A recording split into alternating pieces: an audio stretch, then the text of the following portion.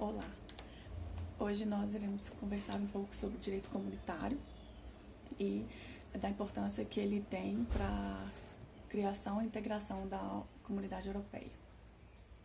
A União Europeia, então, como se conhece hoje, ela é fruto de um processo de integração que foi construído ao longo dos anos, né, que remete desde a Segunda Guerra Mundial, né, pós-guerra, e foi responsável por unir a Europa de um modo inovador, porque ela fez isso sem o uso da submissão e sem o uso de armas, né? Somente de modo econômico-político. E baseado também em pilares como a igualdade, né? E a liberdade. E isso, então, é feito pelo direito, né? Que traz um pouco sobre essa base do direito comunitário, né? Essa nova ordem jurídica, então, que foi instituída por esse direito, ela é conhecida como direito comunitário e é responsável por novas formas de incorporação e de aplicação do direito na comunidade europeia. Então, em razão desse novo direito, a comunidade europeia ela possui natureza jurídica de uma organização supranacional que confere aos seus cidadãos o status de cidadania europeia, né? Então, ao instituir essa comunidade, os estados limitaram os seus poderes legislativos e soberanos e criaram essa organização supranacional, que tem um sistema jurídico independente, que os vincula, tal como aos seus cidadãos. Então, a autonomia dessa ordem jurídica comunitária tem um significado fundamental para a comunidade europeia, porque ela institui uma garantia, né, de que o direito comunitário vai ser respeitado frente ao direito nacional. E ele será também aplicado uniformemente em toda a comunidade europeia. Todos os órgãos estatais, eles têm que reconhecer que a ordem jurídica comunitária não é um sistema externo, estrangeiro, né, e que os Estados-membros e as instituições comunitárias pertencem solidariamente a um todo, né, indissolúvel, destinado a alcançar esses objetivos comuns. Os cidadãos, então, da comunidade, como nacionais de um Estado e como membros dessa comunidade, eles são submetidos a ordens jurídicas distintas, né, então, o direito comunitário, ele determina igualmente essas relações da comunidade, né, com os Estados-membros, e os Estados-membros, por sua vez, respondem perante esses cidadãos da União Europeia quando houver alguma violação de direito, né. Então, a comunidade ela é autônoma, né, dotada de direitos soberanos e uma ordem jurídica independente dos Estados, que se impõe aos Estados e aos cidadãos e às instituições, né. As fontes desse direito comunitário, elas são consideradas primárias, que são os tratados instituidores da comunidade, e são também de origem derivadas, que são as diretivas, os regulamentos, acordos feitos posteriormente. As instituições da comunidade europeia são inúmeras, são mais destacadas, né, assim, que a gente conhece mais, são o Conselho Europeu, o Parlamento Europeu, o Tribunal Europeu, o Conselho da União Europeia, né, que todos são previstos nos tratados. Os pilares dessa comunidade, né, do direito comunitário, são 3 pilares. O primeiro são as comunidades europeias, que muitas foram constituídas desde a década de 50, como a Comunidade Econômica Europeia, a Comunidade Econômica do Carvão e do Aço e a Comunidade Econômica de Energia Atômica. Esse é o primeiro pilar, e é sobre ele que recai o direito comunitário. O segundo pilar, ele é baseado na cooperação de justiça e assuntos internos. E o outro pilar é a política externa e a segurança comum, né? Para que esse processo, então, de integração da União Europeia foi necessária a instituição de diversos princípios de regência, que são relativos à transferência de competências e poderes feitas para a União Europeia.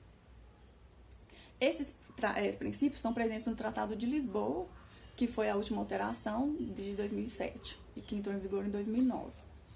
Esses princípios são o princípio da atribuição, o princípio do equilíbrio institucional e o princípio da cooperação leal interinstitucional. O princípio da atribuição, ele é inerente à natureza da comunidade, né, e cuja atribuição de poderes deve estar vinculada à existência de instituições específicas para essas competências determinadas. O segundo, que é o do equilíbrio institucional, determina que as competências atribuídas a uma instituição específica não podem ser menosprezadas pelas demais. E o terceiro, que é da cooperação leal interinstitucional, há uma discussão se ele seria obrigatório ou não, porque a partir dele, as instituições, se fosse obrigatório, né, se for considerado obrigatório, as instituições elas são obrigadas a realizar acordos para suprimir lacunas normativas, né? E a fim de compreender melhor sobre a aplicação desses princípios, cabe a análise do primado da subsidiariedade e da proporcionalidade, que estão contidas no protocolo número 2, anexo ao Tratado, né, da União, que determina que os Estados devem trazer condições para que a implantação desses princípios, né? Além desses princípios, a construção jurisprudencial do Tribunal Europeu contribuiu bastante para que fossem construídos outros 3 princípios que são considerados as bases estruturantes do sistema europeu, né? Que são o princípio da primazia, a aplicabilidade imediata e o efeito direto. Então, o primeiro caso jurisprudencial que tem registro sobre a aplicação do princípio da primazia é o caso Van Gendelós, da década de 60, e o segundo caso também da década de 60 é a sentença Costenel. Eles tratavam sobre essa questão, né? Foi a primeira vez que o tribunal trouxe essa questão da primazia, que o direito comunitário ele é aplicado prioritariamente frente ao direito nacional, né?